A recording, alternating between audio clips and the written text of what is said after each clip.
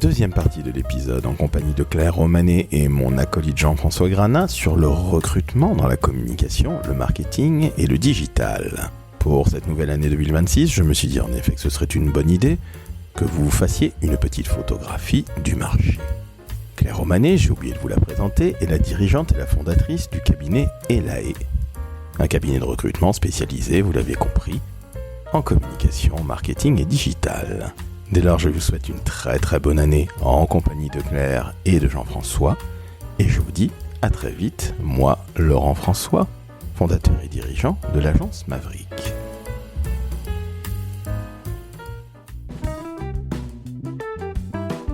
Le décodeur de la communication, un podcast de l'agence Maverick.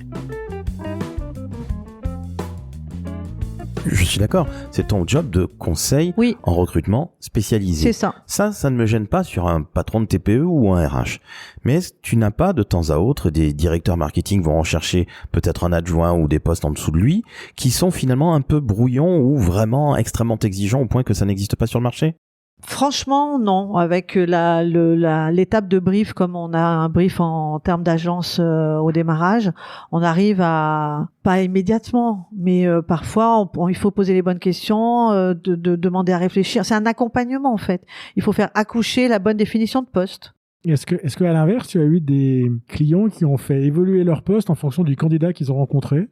Oui, sur nos conseils. C'est tout l'intérêt de la relation qu'on crée avec l'employeur, le client. C'est que s'il nous fait confiance, et chez nous, il faut qu'il nous fasse confiance parce qu'il va nous financer la mission, hein, donc quelque part il paye, donc il faut qu'il nous fasse confiance. Et il doit être apte à m'écouter si je lui dis, écoutez, rencontrez-le, je pense que ça peut être intéressant. Ça nous arrive en ce moment sur un poste au départ plutôt comme 360 et qui va finir sur un poste de com interne parce que en fait le savoir-faire du candidat ça est plus orienté là-dedans et que ça a du sens. Et bon, j'ai un exemple concret aussi sur un poste créatif en agence, un poste de DA.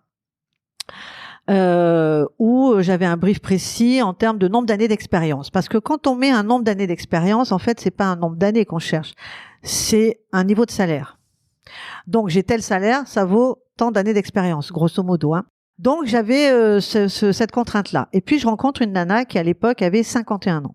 J'en parle à mon client. Et elle me dit, trop expérimentée, elle va être trop chère. Et puis moi, ça va baisser ma moyenne d'âge dans l'agence. Ben, je vous fais pas un dessin. Vous savez très bien qu'en agence, on a un vrai problème de jeunisme. Donc, qu'est-ce que je fais moi ? Je lui dis, moi, je vais pas le mettre à la poubelle. Je vais vous demander de me faire confiance. Et j'insiste un peu, accordez-lui ne serait-ce qu'une demi-heure, 30 minutes de votre temps. Et vous me dites après si j'ai fait une bêtise en vous demandant de le faire ou pas. Non seulement il l'a fait, donc 30 minutes de visio, il l'a revu. Et elle a eu le job. Et là, je suis contente. Pour moi, c'est une grande satisfaction, au même titre que quand j'ai un candidat qui m'appelle en me remerciant, en me disant merci parce que sans vous j'avais pas le poste. Voilà. Pour moi, c'est aussi on sabre le champagne aussi bien dans ce cas-là que quand le client il nous fait un joli témoignage, comme on en met pas mal sur notre site web, pour dire qu'on a fait du boulot de qualité. C'est pour ça qu'on bosse en fait. Est-ce que le client il cherche pas tout le temps le candidat qui a 25 ans avec 25 ans d'expérience ? Je dirais que celui qui cherche ça, il le fait peut-être plutôt en direct que passer par un cabinet. Ou alors c'est le genre de mission que moi je prends pas. Et en termes de rémunération, tu vois une évolution depuis que oui, je trouve que depuis 10 ans, on paye de mieux en mieux les fonctions com. Alors après, c'est aussi dû à un effet pervers du marché. C'est-à-dire que ces fameux juniors qui vont faire des études à 12 000 l'année, on leur dit, dans ces écoles, que quand ils sortent, il faut demander 40. Donc évidemment, un débutant qui débute à 40 sur un poste de chargé de com, il y en a pas tant que ça. Il faut quand même qu'il y ait une valeur ajoutée, genre trilingue ou un savoir-faire sur un truc particulier, où il est passé à tel endroit à New York et que c'est exactement ce qu'on va chercher à Paris. Voilà. Donc oui, je pense que ça pousse les salaires vers le haut, mais c'est aussi en train de redescendre dû au fait que il y a beaucoup de candidats et peu d'élus en fait par rapport au marché. Il y a des distanciations très très fortes selon les secteurs d'activité et selon les profils. On a tendance effectivement à moins payer si on est sur des grandes marques et si on fait du B2C. On a tendance à bien payer sur certains secteurs qui peuvent être moins attractif pour les candidats aujourd'hui. Alors ça, c'est un vrai sujet aussi. Jusqu'à ces dernières années, on nous disait, moi, je veux pas ni Total ni Dassault, pour faire simple. Je veux pas. Voilà, je veux quelque chose d'éthique. Et puis maintenant, on a aussi les laboratoires pharmaceutiques, on a aussi les banques. Même si tout le monde sait qu'il y a d'énormes avantages sociaux dans ce genre d'établissement, les candidats aujourd'hui, ils ont conscience que il y a une perte de, c'est peut-être pas du sens, mais en tout cas de valeur par rapport à ce qu'ils veulent faire de leur job. Et je crois que pour les générations qui nous suivent, c'est de plus en plus important. À ce point, parce que tu sais, c'est un peu le grand marronnier depuis quelques années. Ils veulent du sens. Il faut être aligné. La boîte doit être alignée avec leurs valeurs. C'est vraiment vrai. Oui, c'est vrai. Pourquoi ? Parce qu'ils n'ont pas le besoin que nous, on avait d'absolument trouver le CDI. Eux, ils veulent trouver le bon job. Et s'ils l'ont pas, c'est pour ça qu'ils sont volatiles. S'ils l'ont pas, et c'est souvent à cause du manager qui change, s'ils ne l'ont pas, eh ben ils iront voir ailleurs. Et puis en plus en France, on a la possibilité d'aller voir ailleurs sans prendre trop de risques, durant quelques mois. Donc c'est vraiment pas une fin en soi. Ils savent qu'ils vont changer de métier au moins 3 fois dans leur vie. C'est des statistiques, c'est logique. Et puis surtout, on leur a tellement dit après le Covid qu'ils n'avaient pas d'avenir, que la guerre allait être là, que ils ont vu leurs parents trimer comme des fous, pour pas dire un autre mot, pour peu de satisfaction personnelle, parce que finalement ils les ont pas vus tant que ça. Donc ils ont des valeurs familiales, sociales surtout, et personnelles, amicales, qui sont beaucoup plus fortes que les générations d'avant. Et du coup, le travail n'est plus la valeur numéro 1. Donc, ils vont pas se faire du mal inutilement en fait.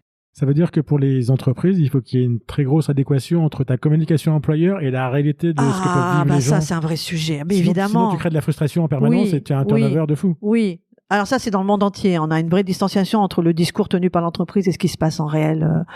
Quand on voit justement les programmes d'ambassadeurs, on voit bien la difficulté que c'est de mettre en place ce genre de choses. Donc, je pense que la distanciation entre employeurs et candidats a rarement été aussi forte que maintenant.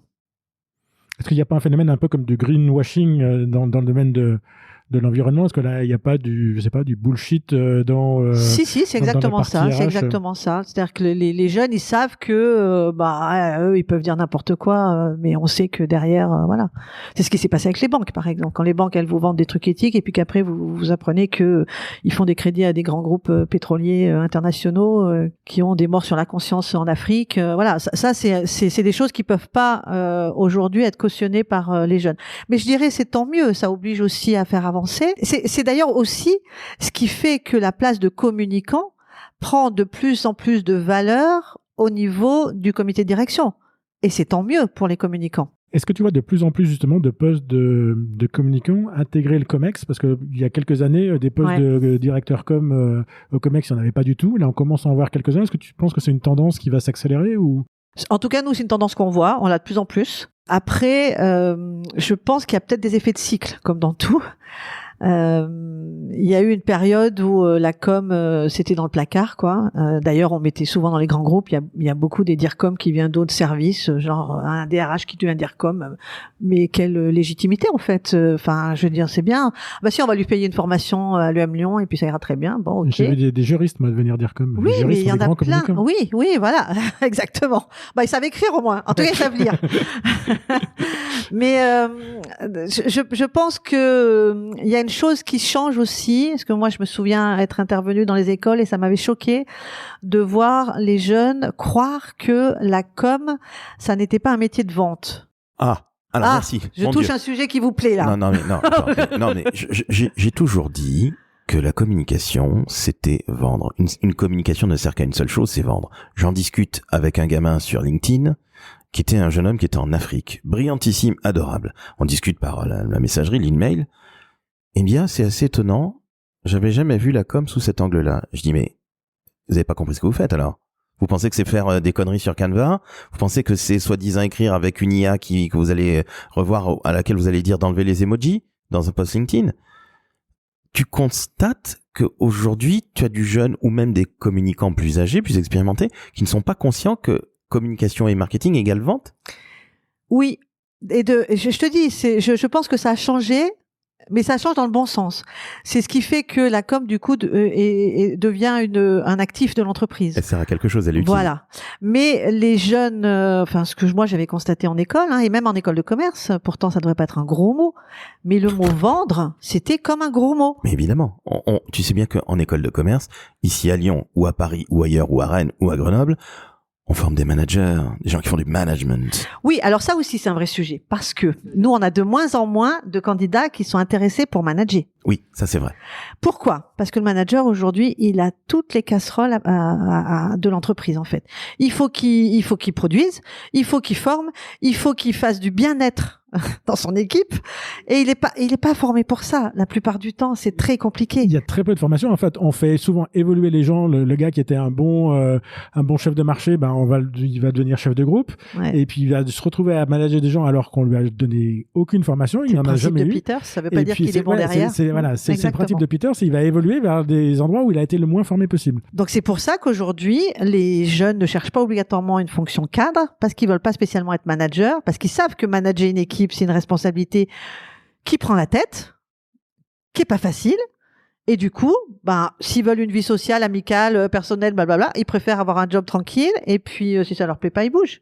J'ai une question qui est toute bête. En assistant à l'Association nationale des communicants à une scène ouverte, il y avait un cabinet de recrutement spécialisé aussi dans la communication. C'était assez intéressant, et les deux personnes disaient que dans une carrière de communicant, on allait faire du salariat et aussi du freelancing, à savoir se mettre à son compte, du portage salarial, appelle ça comme tu l'entends, qu'on allait passer peut-être de l'un à l'autre de plus en plus régulièrement, et a priori peut-être sur les jeunes générations. Tu le constates ça aujourd'hui, Claire ? Je constate qu'il y a beaucoup de sorties d'école qui ne trouvent pas de job et qui se mettent en statut d'auto-entrepreneur pour vendre autour d'eux des prestations, etc.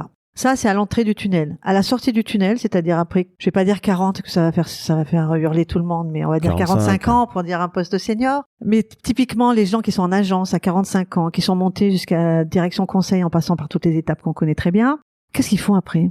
S'ils font pas leur propre agence, ils se mettent en conseil ou en management de transition, ou alors ils changent de métier. Alors ça, il y a des effets de mode, ça a beaucoup été chambre d'hôte pendant un temps. Maintenant, c'est beaucoup restauration, ce qui n'est pas dénué de bon sens, parce qu'on est toujours sur la valeur accueil de l'autre, échange de l'autre, etc. Mais c'est un vrai sujet. Quand on a plus de 50 ans aujourd'hui en com en France, si on n'est pas en CDI, c'est quand même compliqué. Et il faut savoir aussi que je donne des statistiques, parce qu'il y a quelques années, un DIRCOM qui a déjà, on va dire, 20 ans d'expérience, il mettait entre 3 et 6 mois pour retrouver un job, parce qu'il a son propre réseau, parce que le marché était plus intéressant. Aujourd'hui, c'est minimum 12 mois. Donc, il faut aussi être patient. Il faut aussi travailler. Donc là, nous, on donne beaucoup de conseils sur le site elae.com, donc sur la recherche d'emploi, on répond souvent aux questions que les candidats nous font par des billets qu'on essaye d'être les plus concrets possibles. La recherche d'emploi, c'est un vrai job. Ça se fait pas comme ça. Et se construire un réseau, c'est un métier de toute une vie. Alors, je te remercie. Je pense à quelqu'un que j'embrasse, qui nous disait dans un épisode du Décodeur de la communication qu'elle avait été en poste 15 ans dans la même entreprise, elle cartonnait, et puis elle avait un petit peu oublié son réseau parce qu'elle avait sa vie perso, sa vie pro. J'en ai plein mes tiroirs.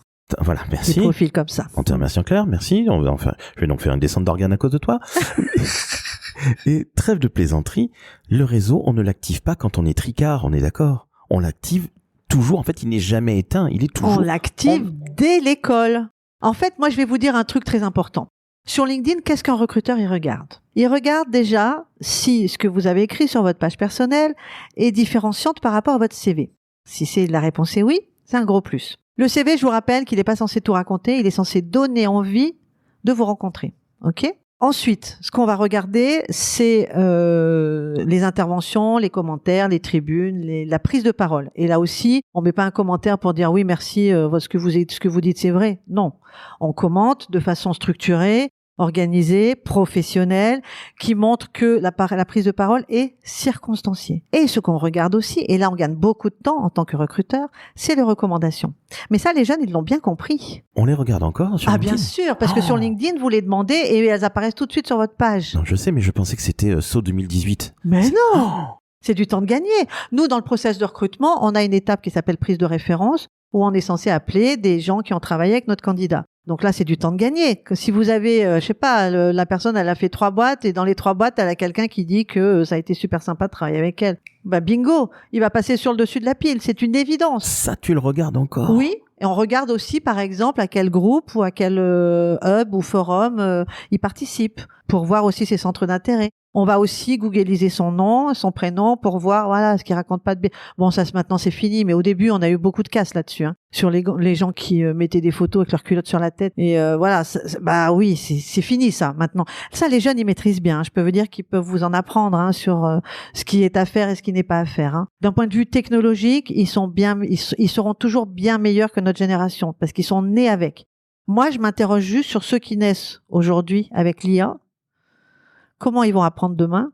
Parce que si demain tout est traduit d'office, si demain tout est mouliné par Internet, ça va être quoi leur vie, quoi? Ça va être quoi leur job? Mais ça va être quoi notre monde tout court? Peut-être qu'il y aura un recul, un retour en arrière quelque part. Personnellement, j'en suis convaincu. Je pense que ce sera le tournant des années 2020, début 2030. J'espère qu'on n'aura pas besoin d'une guerre pour ça, mais... Ah bah tiens, c'est assez étonnant, on en discutait off, et j'étais en train de dire que... Bon bref, on ne va pas en discuter. c'est pas le sujet. Non, c'est pas le sujet, mais bon, une bonne guerre, tu sais bien, ça change tout. Ah, non, ça c'était la génération d'avant, ça. Tu parlais tout à l'heure des gens qui se montent comme consultants, soit en début de carrière, soit en fin de carrière, parce que des gens qui se montent en consultant, il y en a plein, mais des consultants qui gagnent leur vie, j'ai pas l'impression qu'il y en a beaucoup. Non, c'est compliqué. Et en même temps, nous, on remarque aussi, ils se mettent en consulting par défaut. C'est-à-dire que dans leur rêve, ils aimeraient bien créer une boîte, en fait. Avoir des salariés, machin, tout ça. Mais déjà, faut démarrer.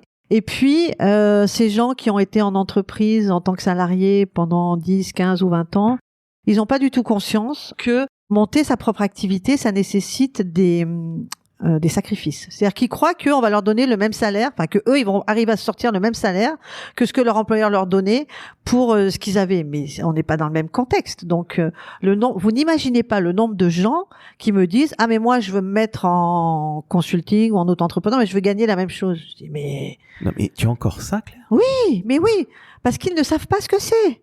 Non mais est-ce qu'ils savent vendre? On en revient à ça. Ah bah s'ils savent vendre, ils vont se faire des bons salaires. Il n'y a pas de mauvaise surprise. Non. Mais il n'y a pas que ça. Être bon commercialement, moi, c'est ma première associée qui m'a tout appris. Pour moi, je venais de la com, le mot vente, je faisais partie de ceux qui disaient, bah, est-ce que c'est vraiment le même métier que ce que je fais? Elle, c'était une commerciale d'enfer. Donc, elle m'a beaucoup appris et je l'en remercie. Mais il n'y a pas que ça. Il faut plusieurs savoir-faire pour se mettre soit en auto-entrepreneur, soit en consulting, soit en portage ou même pour créer sa boîte. Il y a déjà le talent, c'est-à-dire le savoir-faire que vous allez vendre. Il faut quand même avoir une valeur ajoutée, savoir de quoi on parle. Ça, c'est la première des choses. Mais ça suffit pas. Il faut vendre. Commerce. Ok, on est d'accord. Il faut savoir aller chercher un client, il faut savoir comprendre son besoin, il faut savoir le convaincre et il faut faire du closing, savoir négocier et signer. Mais il y a aussi la gestion. Il y en a beaucoup qui pâtissent de cet aspect-là. Parce qu'en France, l'administratif, ça prend énormément de temps. Donc, ça demande un savoir-faire. Moi, une fois, j'ai rencontré un patron d'agence que je vais pas le citer, mais parce que c'est un copain, il se reconnaîtra. Mais il me faisait trop rire. Il me dit, oh, ben moi, ça fait 8 mois là que j'ai pas envoyé de facture, mais il faut que je m'en occupe en fait. Mon Dieu. 8 mois. Je dis, mais comment tu fais pour vivre? Bon, je sais pas. J'ai pas envie de m'enquiquiner avec ça. Les gens se rendent pas compte que pour créer une activité, il faut se remettre en question. Alors vous allez me dire, normalement un communicant il se remet en question, ça fait partie des métiers où justement on a besoin de plus en plus de curiosité, mais c'est pas une fin en soi. Et puis le marché est dur, il y a du monde sur la place. Il l'a toujours été, je trouve, hein, très honnêtement. Je pense que l'entrepreneuriat, y compris dans la communication, est pas facile et que ça n'est pas donné à tout le monde tout court. Ce qui est dur aujourd'hui dans la com, c'est le monde des agences, parce qu'il a beaucoup changé, qu'ils ont vécu des heures de gloire. Il y a longtemps. Bien avant la loi Sapin, il y a très longtemps, mais même après, avec la pub, il suffit de lire 99 francs pour, voilà.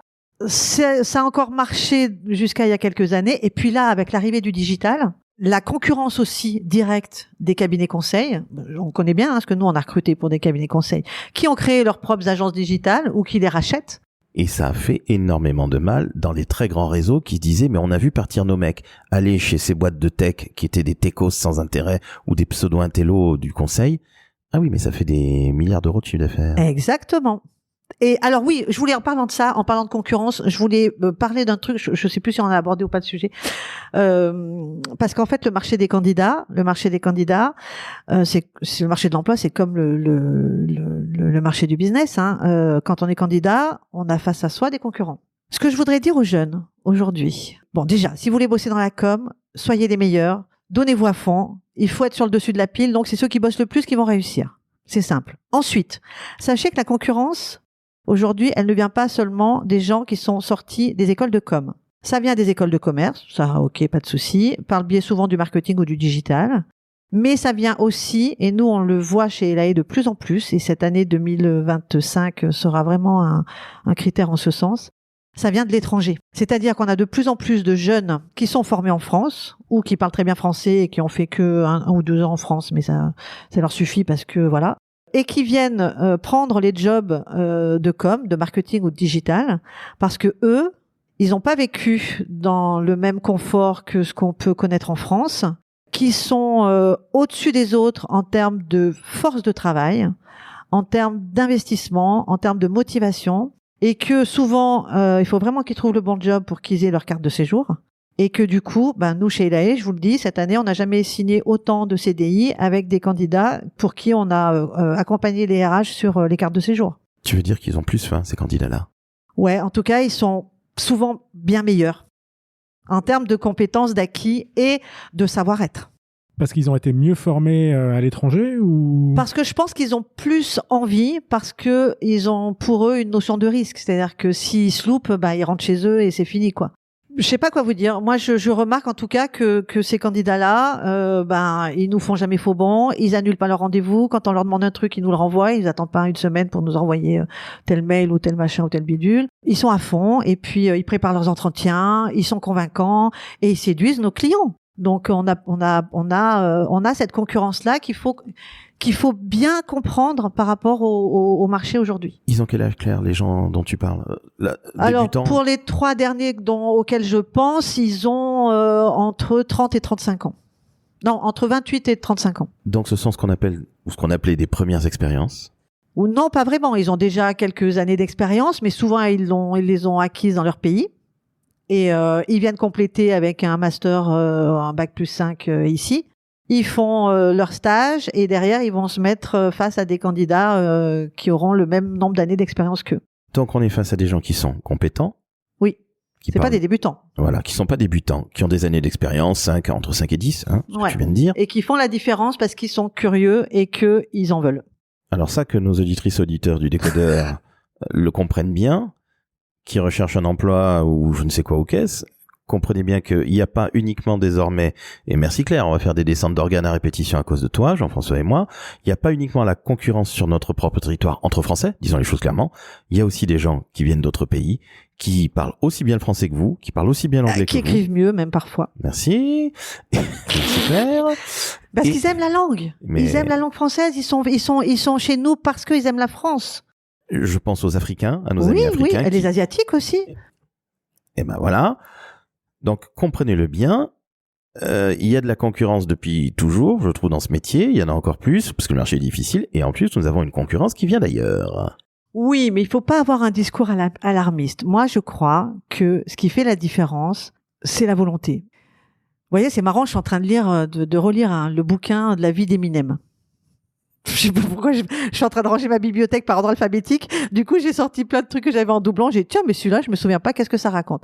Et Eminem, c'est un mec qui vient de la ville de Détroit. C'est une ville, mais horrible, sordide, où il y a que des pauvres qui se battent tous et qui se tuent tous entre noirs et blancs. Et lui, c'était un pauvre blanc, bref, une vie de misère. Et on croit qu'il a réussi comme ça parce que il avait du talent. Mais non. En fait, ce que le bouquin explique, c'est qu'il a fait que travailler. Dès l'âge de 14 ans, il commençait à faire des battles, à écrire ses textes, à faire de la musique. Et il a bossé comme un fou, comme un taré pendant des années. Moi, c'est ça que je cherche chez les candidats aujourd'hui. Et ce que je veux faire passer comme message, c'est vraiment...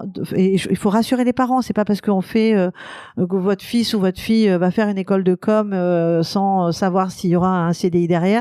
Déjà, le CDI, c'est pas une fin en soi. Ce qui compte, c'est qu'on trouve un job où on se fait plaisir.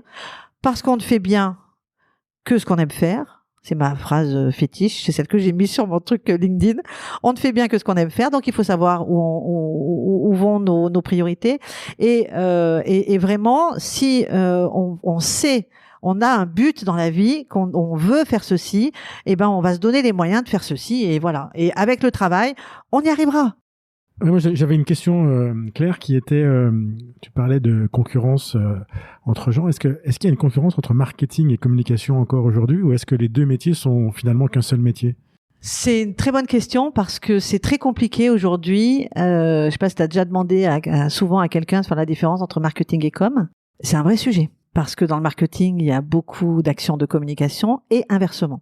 Pour moi, c'est un seul et même métier qui va regrouper aussi toutes les compétences qui concernent le digital. Donc, c'est de plus en plus difficile de cloisonner. Hormis les grosses boîtes, où, par exemple, dans la grande distribution, on a beaucoup recruté pour des très grandes marques, à la fois des fabricants, des groupes de distribution, etc. Par exemple, quand tu commences comme chef de rayon, c'est une partie du marketing, et quand après tu vas aller faire de l'événementiel, c'est une partie de la com. Donc la partie événementielle, par exemple, elle est dans les deux. Donc tu vas comme ça évoluer au fur et à mesure du temps sur un savoir-faire qui dépendra de ce dont tu as envie, parce que il y a beaucoup de marques de FMCG, donc de produits de grande consommation, qui font débuter leurs jeunes diplômés d'école sur le terrain. Ils les obligent, parce qu'ils veulent tous faire du marketing. Hein. Parce qu'évidemment, en école de commerce, quand on vous présente le marketing produit, le marketing stratégique, ça fait rêver.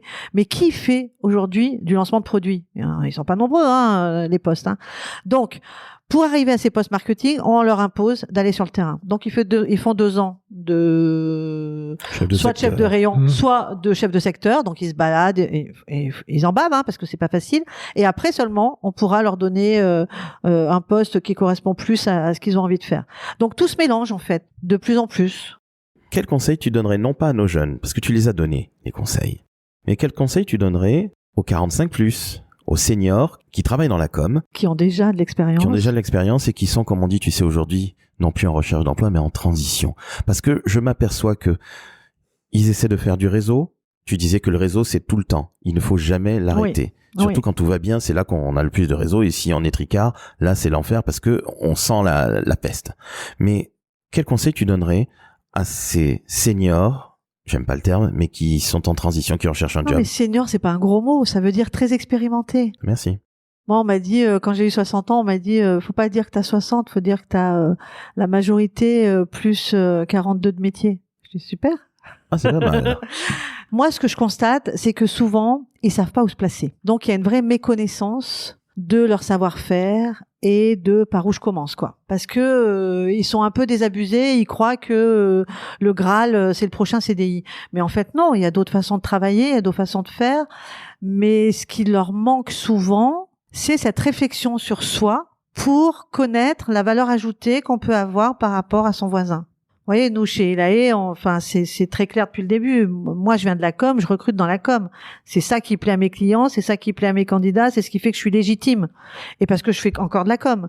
Donc, je trouve que les seniors se questionnent peut-être même moins que les juniors sur ce qu'ils pourraient faire demain. Il y a une sorte de défaitisme qui est pas productif, en fait. Il faut pas se laisser manger. Tu vois, quand tu dis senior, c'est un gros mot. Non, senior, c'est pas un gros mot. Senior, c'est une qualité.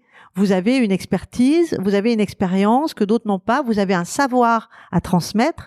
C'est ça dont il faut bien avoir conscience et mettre en avant. Alors après, tu vas me dire comment on fait. Donc comment on fait? Eh ben, on travaille sur soi et sur son offre de valeur, en fait, sa propre offre de valeur, et on communique. Donc LinkedIn est un outil merveilleux pour ça, puisque c'est aujourd'hui LinkedIn a fait fermer tous les job boards les uns derrière les autres, hein, donc c'est devenu un réseau dont on ne peut pas se passer. Donc il faut produire du contenu, il faut faire des tribunes d'experts, si demain vous êtes communicant, que vous avez 45 ans, que vous avez un avis précis sur un point de la communication, vous pouvez très bien écrire un article, l'envoyer à un support spécialisé, il sera tout content de le publier si ça a de la pertinence. Donc il faut se rendre visible, il faut montrer que quand on est communicant, on sait communiquer. Et un senior plus de 45 ans, avec 25 ans d'expérience en marketing et en communication, on peut faire du recrutement? Ah, bah pourquoi pas? Ça peut être un bon moyen. Après, pour être un bon recruteur, je te dis, Jean-François, c'est les mêmes qualités qu'un communicant. Il faut de l'écoute, il faut arriver à combattre les idées reçues, à avoir un minimum de créativité, aimer les autres, et puis savoir écrire. Nous, on rédige beaucoup, en fait, hein, donc ça fait vraiment partie du business, ouais. Tu as donné des conseils aux candidats, qu'ils soient jeunes ou moins jeunes. Quels conseils tu donnerais aux entreprises, à tes futurs clients, à tes prospects? Ah, ça c'est une bonne question. Pour qu'ils viennent chez toi, enfin, comment est-ce qu'on les séduit et comment tu les éduques, puisque tu parlais de formation, d'éducation? Ouais, c'est un peu méchant le mot éduquer.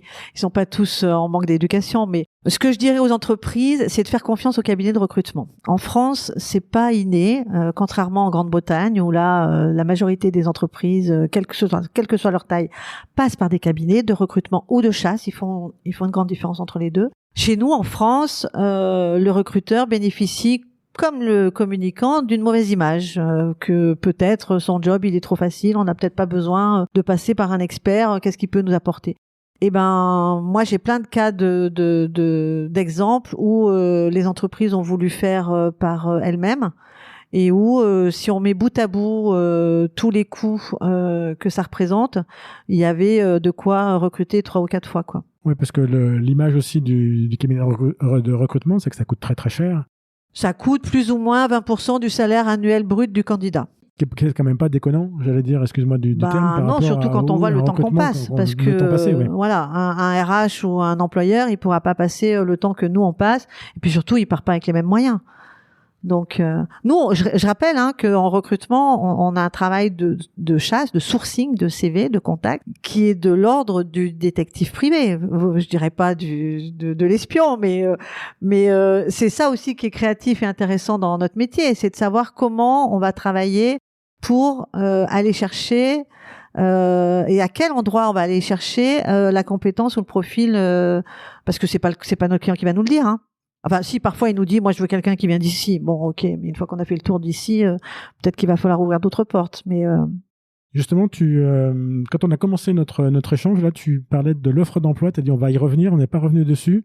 Je crois que tu voulais nous expliquer des choses sur l'offre d'emploi. Oui, parce que je voulais dire. Alors ça, c'est par rapport à l'IA. Pourquoi? Parce que les candidats, ils ont des alertes sur leur smartphone essentiellement. Ils lisent pas l'offre, ils balancent leur CV. Ok. Ce qui pour nous est gravissime parce que chez Elae, on répond à chacun. Donc, mais bon, notre boulot. Moi, cette réponse personnalisée à chaque candidat, ça a aussi une dimension commerciale. C'est-à-dire que moi, je suis identifiée ensuite et que le candidat, normalement, enfin souvent, il me refait un petit mot en me disant « Oh, merci, c'est tellement rare. » Genre, tous les recruteurs, ils sont tous méchants. Et ben comme ça, je sais qu'ils se souviennent d'Elae. C'est le lustre de la marque Elae aussi. Oui, tout à fait. Puisque personne ne répond ou on a des réponses automatiques insupportables. Voilà, mais il faut aussi comprendre que le recruteur, il se bat sur une offre d'emploi avec 400, 500, 600 réponses. Donc il faut que le candidat comprenne. Et le candidat de son côté, lui aussi, il automatise de plus en plus. Nous, on voit quasiment, alors je vais peut-être pas dire quasiment plus, mais on voit pas beaucoup de lettres ou de mails. Nous, on demande pas des lettres de motivation. On demande aux candidats de nous expliquer en quoi ça les intéresse, ce qu'ils veulent nous dire. Moi, ça me sert. Pourquoi? Parce que c'est éliminatoire, en fait. Parce que là, la lettre bateau, la lettre où il y a tout, les signes qui me montrent que ça a été passé dans ChatGPT, moi, ça passera pas. Moi, j'ai besoin que le candidat il s'engage, qu'il réfléchisse à ce que je lui ai dit, qu'il aille voir ce qu'est l'entreprise et qu'il retrouve par rapport à ce que je lui ai dit du poste ou de l'annonce, quelles sont ses valeurs ajoutées qu'il a envie de me vendre. Mais merci, heureusement. Oui, mais ChatGPT sait faire ça. Ça, c'est fort possible quand on s'appelle Total, moins quand on s'appelle Maverick. mais je suis d'accord avec toi, j'en reçois des milliers chaque année, des CV, des pauvres daubes écrites par ChatGPT aujourd'hui. Avant, c'était Madame, Monsieur, tu sais. C'est ça, Madame. Non, c'est pire, c'est Monsieur quand tu t'appelles Madame. Oui, alors ça, j'ai plutôt du Madame, Monsieur. Actuellement, virgule, oui. C'est insupportable. La lettre de motivation ou le mail de motivation, tu vois, qu'on m'envoie à moi, parce que j'ai pas d'ATS, tu t'en doutes bien. S'il vous plaît, faites quelque chose de personnalisé parce que vous c'est là qu'on fait la différence. Merci. On est bien d'accord. Les CV aussi sont faux. Alors, les candidats disent que les annonces sont fausses parce que ça correspond pas à la réalité derrière. Je veux bien le croire, parce qu'on est bien obligé aussi d'embellir, ou même nous en tant que recruteurs, on connaît pas le quotidien exact du poste derrière. Donc bon. Mais sachez que côté recruteur, ces vilains recruteurs qui vous répondent jamais ou qui vous embêtent là, à vous poser des questions impertinentes, eux, ils pâtissent des CV faits par ChatGPT. C'est-à-dire que moi, je prends une annonce, je prends mon CV et je demande à ChatGPT de refaire mon CV en fonction de cette annonce-là. Bah super, j'ai les bons mots-clés, donc il va ressortir. Mais une fois que j'aurai qualifié, en fait, c'est que du temps perdu, puisque ça correspondra pas. La lettre de motivation, c'est pareil. Si c'est que ChatGPT et si vous mettez pas du cœur dedans, ça n'a pas d'intérêt. Ça n'a d'intérêt ni pour le candidat, ni pour le recruteur. Oui, mais déjà, cette personnalisation de la lettre via ChatGPT, c'est déjà pas mal, Claire. C'est déjà bien, c'est pas l'idéal, mais mon Dieu, si tu savais ce que je reçois, mon Dieu, actuellement, je viens de le dire à l'instant même, mais on n'en peut plus de ça. Faites la différence, bon sang. C'est quand même pas compliqué, d'autant plus qu'il y a des tonnes et des tonnes de personnes qui vont répondre et dont vous serez le concurrent. Donc, s'il vous plaît, donnez-vous, une vraie chance. Et puis, donnons-nous une chance de collaborer ensemble aussi. Si vous cherchez de la créativité sur les lettres de motivation, il y a un super ouvrage qui s'appelle Les lettres de non-motivation. Je sais pas si tu connais ça, Claire, qui est un ouvrage qui a été créé par quelqu'un qui refuse des offres d'emploi en trouvant justement en donnant des lettres de non-motivation. C'est vraiment un ouvrage excellent. Oui. Et ça permet de comprendre comment on peut répondre de façon hyper personnalisée. Alors là, dans le mauvais sens, mais c'est un ouvrage très drôle. Mais il reste plein de choses à faire. Claire, qu'est-ce qu'il reste à faire pour améliorer ces lettres de motivation ou ces candidatures, et puis aussi la relation avec le cabinet comme toi, et puis à terme la relation entre l'employeur et l'employé ou le freelance? Ce qui reste à faire, c'est arriver à un climat de confiance meilleur que celui qui est aujourd'hui sur le marché de l'emploi. Et c'est tripartite. L'entreprise qui a le poste à recruter, le candidat qui veut le job et le recruteur qui est là entre les deux en termes d'intermédiation. Il y a un fossé aujourd'hui, et parfois même, moi je reçois des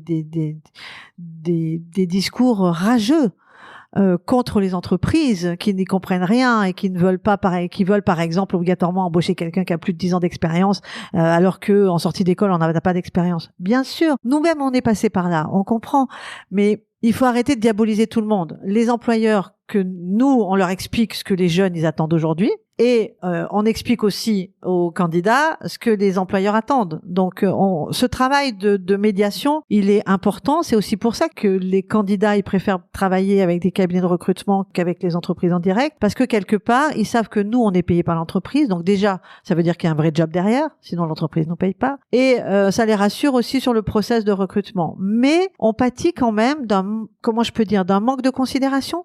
Et c'est le même que la distanciation dont je parlais tout à l'heure, c'est-à-dire le fossé qu'il y a entre les entreprises, les candidats, les entreprises. Claire, comme espion auprès de la DGSI ou de la DGSE, mais je crois que tu as un troisième job, on va dire, au-delà de ça, qui est un job d'artiste sculptrice. Oui, alors c'est vrai, mais j'ai dit que j'avais plusieurs vies. En fait, ce qui se passe, c'est que j'ai fait moi-même le travail que je demande à mes candidats en disant posez-vous, réfléchissez à ce que vous avez fait, ce que vous voulez faire, ce que vous voulez plus faire. Et moi, ça fait 25 ans que je fais ce métier et j'ai commencé via le Covid, parce qu'en fait, durant le Covid, pendant 3 mois, je n'ai plus rien facturé sur Elae. Bon, comme beaucoup, hein. Et là, on se dit waouh, qu'est-ce qui se passe? Je venais juste de commencer une activité de sculpture. D'argile et de céramique, et du coup j'ai monté mes 2 petits sites à la mano avec mon nom de jeune fille parce que je voulais pas communiquer. Alors Claire, là franchement tu ne peux pas y couper, donne-nous les adresses de ces 2 sites s'il te plaît, sous ton nom de jeune fille, allez. Oui, mon nom de jeune fille, mais on peut trouver parce que Jean-François il a trouvé. Non mais tu nous le donnes s'il te plaît. Donc j'ai un site sur la sculpture qui s'appelle clairemichelini.com et j'ai un site sur la céramique qui s'appelle Clémé.com. Alors Clémé, c'est un clin d'œil aussi à Elae parce qu'il y a les mêmes voyelles, clé pour la terre et mé pour mi pour moi, voilà. Bon bref, mon truc de communicant. Et oui, donc mon objectif aujourd'hui, c'est de moins travailler sur Elae. Et j'ai commencé donc à vendre en galerie sur internet et via des portes ouvertes ou autres de la céramique et de la sculpture, et j'arrive à l'objectif que je me suis fixé, c'est-à-dire travailler moins comme une folle Parce que quand on regarde en arrière, effectivement, et c'est là que je dis que les jeunes, ils ont raison, parce qu'il faut pas être corvéable à merci sur la notion de travail.